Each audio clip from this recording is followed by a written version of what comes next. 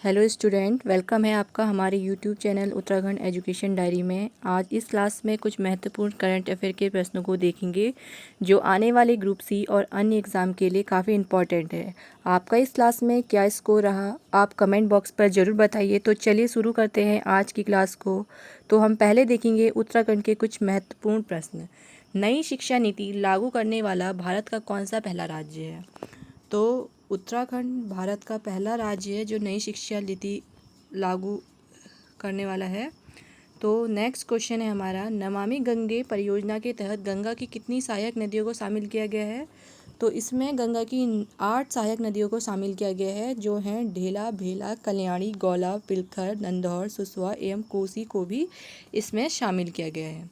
तो आज का पहला क्वेश्चन अन्य करंट अफेयर्स का, तो ट्रैफिक द्वारा जारी हालिया रिपोर्ट के अनुसार भारत के किन दो राज्यों में तेंदुए की सबसे ज़्यादा मौतें हुई हैं? तो उत्तराखंड और महाराष्ट्र में सबसे ज़्यादा तेंदुए की मौतें हुई है। भारत में 2015 से 19 के बीच 747 तेंदुए की मौत में से 596 अवैध वन्य जीव व्यापार और अवैध शिकार से जुड़ी गतिविधियों से जुड़े थे। उत्तराखंड और महाराष्ट्र राज्यों में सबसे ज़्यादा अवैध शिकार की घटनाएं शामिल आई हैं। तेंदुआ आईयूसीएन रेड लिस्ट में वनरेबल कैटेगरी में सूचीबद्ध है। नेक्स्ट क्वेश्चन है हमारा, FSSAI को अमेरिका स्थित किस संस्था द्वारा फूड सिस्टम विजन प्राइज के लिए शीर्ष 10 फाइनल लिस्टों से चुना गया है? तो पहला है इसका आंसर रॉकफेलर फाउंडेशन। FSAI ने 110 देशों के 1300 से अधिक आवेदकों के बीच अपनी ईट राइट इंडिया पहल के लिए टॉप 10 में जगह बनाई। ईट राइट इंडिया पहल के पीछे FSAI का उद्देश्य भोजन की बर्बादी को कम करने के लिए एक प्रणाली आधारित है। नेक्स्ट क्वेश्चन है हमारा,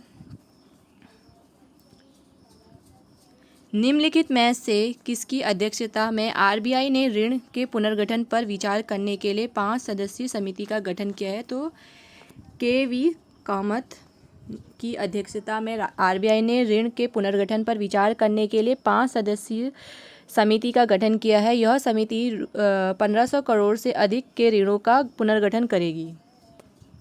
नेक्स्ट क्वेश्चन है हमारा, खादी और ग्रामोद्योग आयोग KVIC ने किस राज्य में रेशम का पहला प्रशिक्षण और उत्पादन केंद्र खोलने का फैसला किया है? तो अरुणाचल प्रदेश ने पहला केंद्र खोलने का फैसला किया है। इस केंद्र को सितंबर के पहले सप्ताह में लॉन्च किया जाएगा। भारत दुनिया में रेशम का दूसरा सबसे बड़ा उत्पादक है।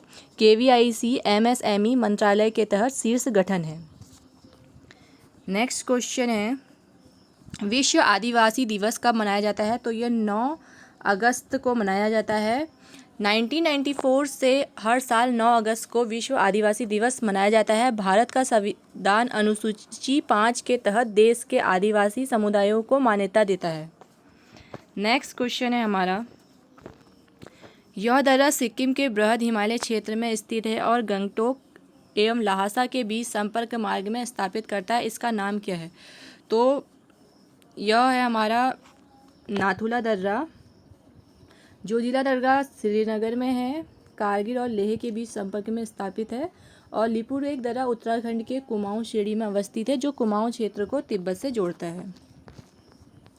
नेक्स्ट क्वेश्चन है, निम्नलिखित कथनों पर विचार कीजिए। जलोढ़ मृदा मूलतः हिमालय से निकलने वाली नदियों के द्वारा लाए गए अवसादों के निक्षेप से बनती है। जलोढ़ मृदा को कांप मृदा या कछारी मृदा भी कहते हैं। उपरोक्त में से कौन सा कथन सही है?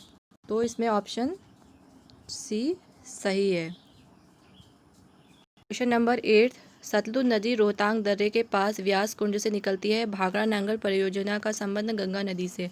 तो इनमें से कौन सा कथन सही है? तो इसमें से कोई भी कथन सही नहीं है। तो ऑप्शन डी इसमें करेक्ट है। नेक्स्ट क्वेश्चन है हमारा, निम्नलिखित में से किसे हिमाद्री के नाम से जाना जाता है? तो बृहद हिमालय को हिमाद्री के नाम से जाना जाता है। हमेशा बर्फ से ढके रहने के कारण बृहद या ग्रेट हिमालय को हिमाद्री के नाम से जाना जाता है। नेक्स्ट क्वेश्चन है हमारा, भूतापीय ऊर्जा के संबंध में निम्नलिखित कथनों पर विचार कीजिए। तो भूतापीय ऊर्जा का कथन पृथ्वी के अंदर संग्रहित तापीय ऊर्जा से है। तकनीक का उपयोग कर भूगर्भीय ताप और जल की अभिक्रिया से जल वाष्प उत्पन्न करने की आजकल विद्युत ऊर्जा का उत्पादन है। तो इसमें option number C is correct. तो आज की क्लास में आपका क्या स्कोर रहा आप कमेंट बॉक्स पे ज़रूर बताइए। तो मिलते हैं नेक्स्ट क्लास पे। Thank you have a great day.